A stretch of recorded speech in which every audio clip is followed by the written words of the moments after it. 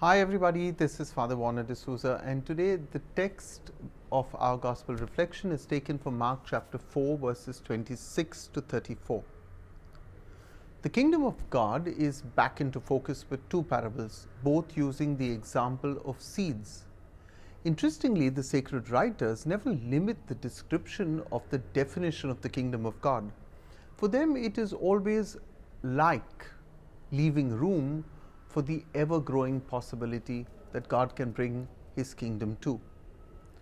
Any farmer in Jesus' audience listening to him would have been left puzzled both at the deceptive simplicity of the first parable and with a bit of shock at the second, which we read in chapter 4 verse 30 to 32.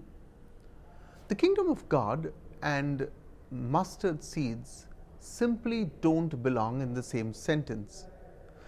The mustard bush is a garden pest and no one would sow it on purpose.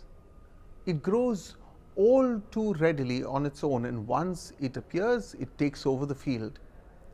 The small size of the mustard seed may be proverbial, as we read in Matthew chapter 17 verse 20 and Luke chapter 17 verse 6. But it is not the smallest seed, nor is the mustard bush the largest of all shrubs. So there must be an explanation for the exaggeration. Let us begin with the point of the parables. The arrangements of the parables are all related to the kingdom. The early church that read Mark's gospel lived in the shadow of political and religious persecutions.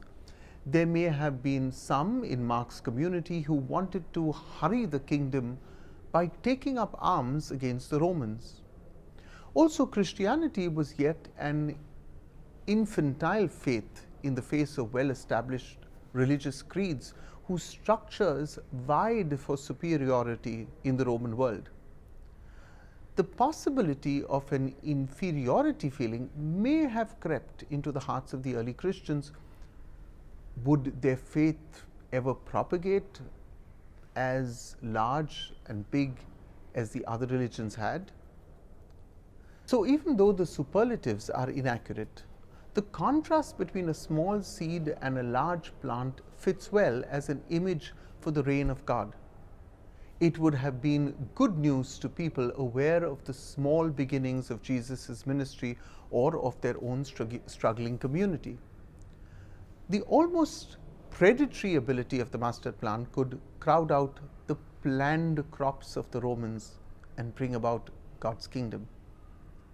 Thus, the intended message of these parables was to give hope and encouragement to the followers of Christ in Rome. They were not to lose heart in the apparent slow growth of the kingdom, for just as the seed was small, the greatness would be seen in the final harvest. This growth, like the sprouting seed, happens silently yet surely. Its coming is certain yet mysterious, and hence the Christians were not to give in to discouragement or impatience. The seeds are planted by Christ, and it is these that take root in the kingdom. It is Christ who will come in at the harvest with sickle in hand, ushering in the last judgment. The emphasis of the parables is on God's hidden and gradual action in bringing about the kingdom, no matter the size of its beginnings or its methodology employed. The choice of the mustard seed is deliberate. It indicates the potentiality of the small seed to become a great shrub, thus drawing an immediate analogy to the rapid yet silent growth of the kingdom. To the Christians living in 65 BC, this was good news. God bless you all.